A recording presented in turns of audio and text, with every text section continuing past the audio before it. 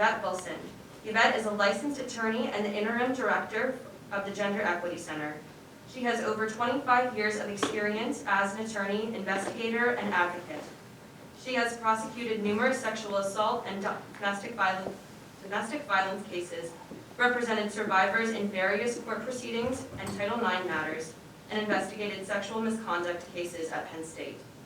She currently oversees the Gender Equity Center, advocates for improving how we address sexual misconduct, conducts educational programs, and works with students who have experienced different forms of interpersonal violence.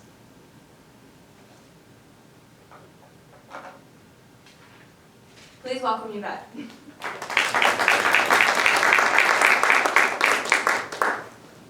Thank you. Hi, everybody. I just want to make sure this is working first. There we go. Okay, good.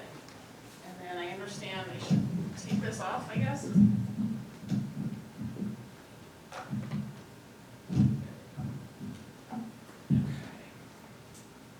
So, obviously this topic is a little bit challenging. And so we always start with this slide where we can really address how this might be affecting folks individually. Consider how this might be impacting you. You know, we know based on the numbers how frequently sexual misconduct affects or happens.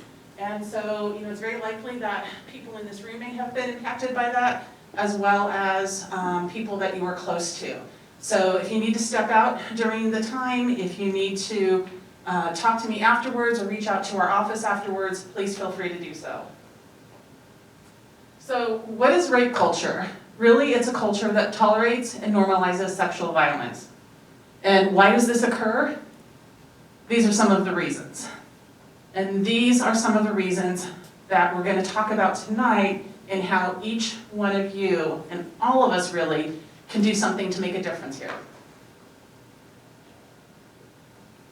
But really, when it comes down to it, who's responsible is the perpetrator. It's the person who doesn't accept consent or lack of consent. It's the person who uses their power and control over someone else to get what they want.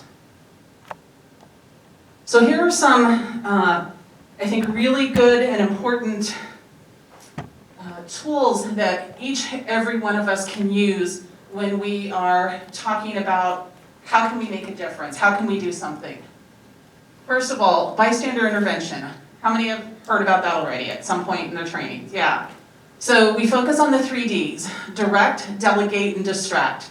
3 very simple ways where you can intervene in a situation and actually make a difference. Perhaps prevent something from happening, perhaps getting someone else to intervene, or maybe causing a distraction, you know, pretending like you know that person. You don't have to be, you know, the big hero in this case. Just do something to distract that situation, and hopefully that will be enough to let the potential perpetrator know that you were there, you're paying attention, and you can get that potential victim out of that situation. Direct, if you feel comfortable doing so. Actually say something to that person. Say, hey, it looks like, you know, Mary is, you know, not interested right now. Let's, you know, go play a game, or let's do something else. So those are really easy, simple things that we've all kind of learned. The next category is called a breath of fresh air, and that's something that we use when, this is something we see actually much more frequently when folks are making statements. Statements such as victim blaming statements, or statements, maybe rape jokes, things like that. And when that happens, I know a lot of us will be thinking inside, oh my gosh, I can't believe he just said that. You know, and it's that feeling, that gut feeling, that we need to then turn into this kind of a situation where we can address that with that person. And if you feel safe and comfortable doing so, do it at that time. Acknowledge what the person is saying, inform them, hey, you know, that's not a very appropriate statement. I don't appreciate that. It's not a joke. It's not funny. You know, what if there's a survivor nearby? How do you think that's impacting them? If you don't feel comfortable saying it at the time, or you're just too shocked because, you know, your best friend just said that, that's okay. You can still talk to them a few days later. And sometimes that can be even more impactful, because then you have an opportunity to actually think about it and frame what you're going to say to that person and be able to say it to them in a much better way. So that's what that is about, informing, reframing that situation, letting them know, maybe you used to think that way, maybe you used to make those kinds of statements, but you've learned that if we're ever gonna change rape culture, if we're ever gonna support survivors and make an impact on this, we need to all stand up and change how we talk about these issues. And then lastly, supporting survivors. We use the ABCs on this. If a survivor ever comes to you and tells you, something happened to me, I don't know what to do, acknowledge that they're talking to you first of all. Tell them thank you for coming and talking to you. You may be the very first person that they've ever spoken to about it, and that's a huge thing for that person.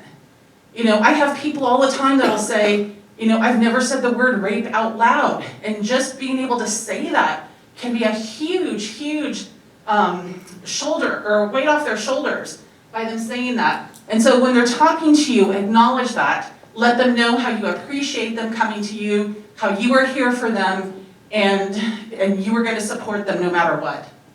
Believe them. It's not your job to decide if they have enough of evidence to criminally prosecute or enough of evidence for a Title IX investigation, because at that time, what they are sharing with you is what happened to them. It is what they know happened to them. And the only thing you should do is believe them. And if you do that, you are going to help them start to move forward on their healing journey. And then lastly, check in with them. Maybe later that day, have you eaten today? A couple of days later, how are you doing? I'm here for you. You may not know what to say, and that's okay. You can even just say, I don't know how to help you, but I am here for you. If you ever want to call the Gender Equity Center, or if you ever want to walk to the police station, whatever it is, I am here for you and I will help you with that. Here are some other more simple ways you can get involved too. With the Gender Equity Center, you can sign up for our listserv, follow us on social media, join some of our student groups. We have 3 different student groups through Greeks Care, MAV, Men Against Violence, and FREE, which is peers, basically peers educating others. And those are 3 different groups where if you really want to take this to the next level and really almost become like a peer educator yourself and do some of this work, those are ways you can do that. Attending an event just like tonight. I put the text alerts up there because I know that's a really hot topic right now. Lots of people are getting very frustrated, and especially if you're a survivor, those text alerts can be very triggering. But there are still things you can do with that information. First of all, if you scroll down on those text alerts, you'll see that there are links to additional information to connect you to resources here at Penn State, maybe provide some additional information about what happened. Also, you can opt out of those text alerts. If it's too much for you to be getting those on your phone constantly, you can say, I don't want to get the text alerts, I just want to get them by email. Or you could opt out entirely and not get them either way. But they are required through the timely warning process, through the Clery Act. We do have to follow the law on that. And so they are required, but at least you do have some options as to how you're going to get that information. So here are some things that administration, staff, and faculty can do. One of the big things I strongly believe in is required education every year for all 4 years at Penn State. Right now we have education through NSO, and it's at the beginning of your first year, and then we expect students to not only remember that, but to continue to be able to apply it for every year of your 4 years. And I just don't think that's realistic, especially for information that is so critical, so important. And so if we can do something by changing that, actually doing education every year that's required, not just optional, but actually required, we're going to be building on those skills, and people will start remembering it, and we'll start to see some of that cultural change that we so desperately need. This is also something that other schools out there have done. Michigan State, for example, has a required education for all 4 years. They do different ones for athletics, different ones for LGBT, and there's a variety of them out there. But that's something we can do, and that's something you as students can encourage faculty and administration to try and implement.